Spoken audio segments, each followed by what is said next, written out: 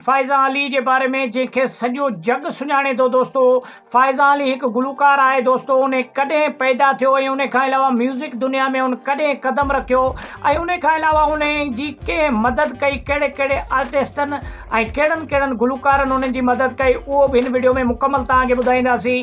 ऐं उन खां अलावा फ़ाज़िया अली कहिड़े शहर में जनमु वरितो ऐं उन खां अलावा कॾहिं उहो पैदा थी दोस्तो ऐं उन्हनि कॾहिं शादी कई ऐं कहिड़े शख़्सियत सां शादी कई दोस्तो। मुकमल हिन वीडियो में तव्हांखे हाल वाल ॾींदासीं। वीडियो किथां सुठो लॻे लाइक ऐं शेयर कयो, चैनल खे सब्सक्राइब कयो ऐं सुठो कमेंट ॾेई पंहिंजे राय जो इज़हार लाज़मी ॾींदा।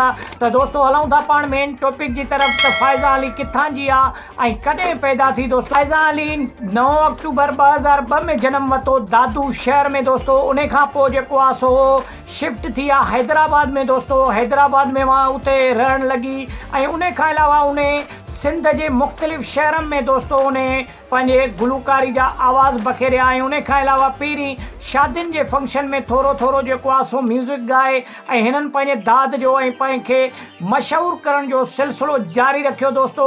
ऐं उन खां अलावा सिंगर जी दुनिया में उन कीअं उन्हनि जी मदद कई, कहिड़े कहिड़े आर्टिस्टनि उन्हनि जी मदद कई, उहो बि हिन वीडियो में तार वकार मला दोस्तो उन हिननि जी मदद कई। मिठड़े मौलाईअ मदद कई। उन खां अलावा मुमताज़ मौलाईअ बि हिननि जी मदद कई इन गुलकार ऐं सॉन्गनि जे दौरान दोस्तो। इंतिहाई पॉपुलर हिन जा सॉन्ग आहिनि 2-3 जेके तव्हांखे हिन वीडियो में ॿुधायूं था। अॻिते हली इंतिहाई वायरल थिया ऐं उन खां अलावा उन शादी कॾहिं कई ऐं कहिड़े शख़्सियत सां उन शादी कई, उहो बि तव्हांखे हिन वीडियो दोस्तो। फ़ाइज़ा अली शादी कई 6 अक्टूबर 2022 में दोस्तो। उन शादी 6 अक्टूबर 2022 में जेको आहे सो हुन शादी कई ऐं उन खां अलावा हमीद अबड़े सां उन शादी कई जेको कमीशन बि आहे जेको आहे सो हैदराबाद शहर में दोस्तो। ऐं उन खां अलावा उहो इंतिहाई अमीर जेको आहे सो माण्हू आहे। इन जे करे फ़ाज़िया अली उन सां शादी करण में तरजीह ॾिनी ऐं उन खां अलावा हिन वक़्तु बि उन जा गीत झंग जर में ॿुधजनि था दोस्तो।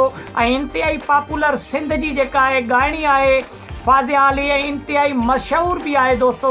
तव्हांखे वीडियो किथां बि सुठो लॻे लाइक ऐं शेयर कयो, चैनल खे सब्सक्राइब करे ऐं सुठो कमेंट ॾेई पंहिंजे राय जो इज़हार लाज़मी ॾींदा। मिलंदासीं नेक्स्ट